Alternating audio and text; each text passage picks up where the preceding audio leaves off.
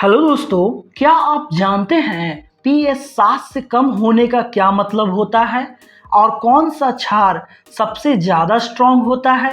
अगर ये बेसिक सवाल भी क्लियर नहीं है तो एग्ज़ाम में मार्क्स कट सकते हैं। आज हम करने वाले हैं अम्ल, क्षारक एवं लवण के टॉप ऐसे भी आए ऑब्जेक्टिव क्वेश्चन जो एग्ज़ाम में सीधे सीधे आ सकते हैं। तो चलिए देखते हैं। आपका पहला सवाल है, अम्ल शब्द की उत्पत्ति लैटिन शब्द एसिड से हुई जिसका अर्थ है। आपका ऑप्शन है ए मीठा, बी कसैला, सी खट्टा, डी इनमें से कोई नहीं। आपका सही जवाब होगा सी खट्टा। आपका अगला सवाल है, अम्ल वे पदार्थ हैं जो जल में घुलकर देते हैं। आपका ऑप्शन है A hydrogen ion, B hydroxyl ion, C chlorine ion, D oxygen ion.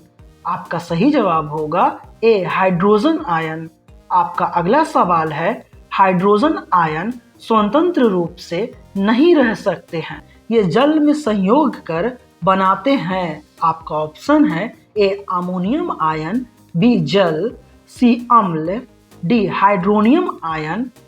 आपका सही जवाब होगा डी हाइड्रोनियम आयन। यह बेहद ही इंपॉर्टेंट क्वेश्चन है दोस्तों।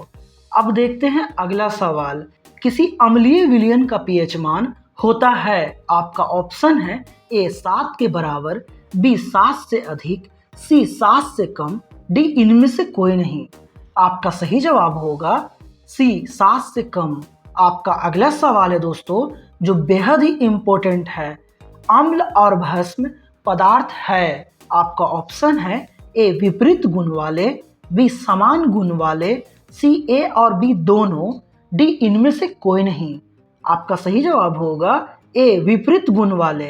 आपका अगला सवाल है, अम्ल और भस्म आपस में अभिक्रिया कर बनाते हैं। आपका ऑप्शन है ए क्षार, बी लवण, सी प्रबल क्षार, डी प्रबल अम्ल। आपका सही जवाब होगा बी लवण। आपका अगला सवाल है, नींबू में किस प्रकार के अम्ल पाए जाते हैं। आपका ऑप्शन है ए सिट्रिक अम्ल, बी एस्कॉर्बिक अम्ल, सी कार्बनिक अम्ल, डी इनमें से कोई नहीं। आपका सही जवाब होगा ए सिट्रिक अम्ल। आपका अगला सवाल है, निम्न में से कौन अकार्बनिक अम्ल है। आपका ऑप्शन है ए H2SO4, बी HCl, सी HNO3, डी इनमें से सभी। आपका सही जवाब होगा डी इनमें से सभी। आपका अगला सवाल है दोस्तों, टार्टेरिक अम्ल किस प्रकार का अम्ल है। आपका ऑप्शन है ए कार्बनिक अम्ल, बी अकार्बनिक अम्ल, सी ए और बी दोनों, डी इनमें से कोई नहीं। आपका सही जवाब होगा ए कार्बनिक अम्ल। आपका अगला सवाल है, जिस अम्ल के जलीय विलयन में पर्याप्त हाइड्रोनियम आयन होते हैं वे कहलाते हैं। आपका ऑप्शन है ए दुर्बल अम्ल, बी प्रबल अम्ल, सी सामान्य अम्ल, डी इनमें से कोई नहीं। आपका सही जवाब होगा बी प्रबल अम्ल। आपका अगला सवाल है, इनमें से कौन दुर्बल अम्ल है। आपका ऑप्शन है ए HCl, बी H2SO4, सी ऑक्जेलिक अम्ल, डी HNO3। आपका सही जवाब होगा सी ऑक्जेलिक अम्ल। आपका अगला सवाल है, वे सभी पदार्थ भस्म कहे जाते हैं जो जल में घुलकर किस प्रकार के आयन देते हैं। आपका ऑप्शन है A hydroxyl ion, B hydrogen ion, C hydronium ion, D इनमें से कोई नहीं। आपका सही जवाब होगा ए हाइड्रोक्सिल आयन। आपका अगला सवाल है, भस्म के स्वाद होते हैं। आपका ऑप्शन है ए खट्टा, बी कड़वा, सी मीठा, डी नमकीन। आपका सही जवाब होगा बी कड़वा। आपका अगला सवाल है, जिस भस्म के अणु जल में पूर्णतः आयनित होकर हाइड्रोक्साइड आयन देते हैं वे कहे जाते हैं। आपका ऑप्शन है ए दुर्बल भस्म, बी सामान्य भस्म, सी प्रबल भस्म, डी इनमें से कोई नहीं।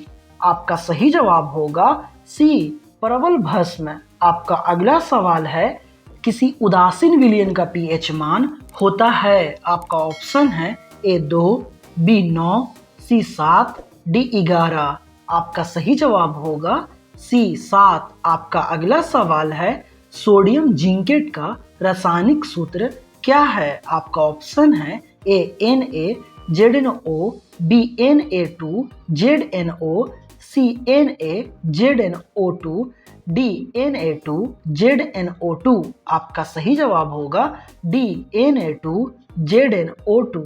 आपका अगला सवाल है चूना पत्थर जिसे हम लोग खड़िया एवं संगमरमर भी कहते हैं, इसका रासायनिक सूत्र क्या है? आपका ऑप्शन है ए NaHCO3, बी NaOH, सी CaOH का होल 2, बी CaCO3। आपका सही जवाब होगा डी CaCO3। आपका अगला सवाल है बेकिंग सोडा का रासायनिक सूत्र क्या है? आपका ऑप्शन है ए NaHCO3, बी Na2HCO3, सी Na2CO3, डी NaOHCO3। आपका सही जवाब होगा ए NaHCO3। तो दोस्तों आपका स्कोर कितना आया कमेंट में ज़रूर बताइए। अगर 10 प्लस सही है तो आप एग्ज़ाम के लिए रेडी हो, लेकिन कम है तो अभी से प्रैक्टिस बढ़ाओ। ऐसे ही अम्ल, क्षारक एवं लवण और बाकी चैप्टर्स के VVI MCQ रोज पाने के लिए चैनल को सब्सक्राइब भी कर लो दोस्तों। बेल आइकन दबाना मत भूलना। हर इम्पोर्टेंट वीडियो सबसे पहले देखने के लिए मिलते हैं अगले टेस्ट में। तब तक प्रैक्टिस करते रहो और आगे बढ़ते रहो।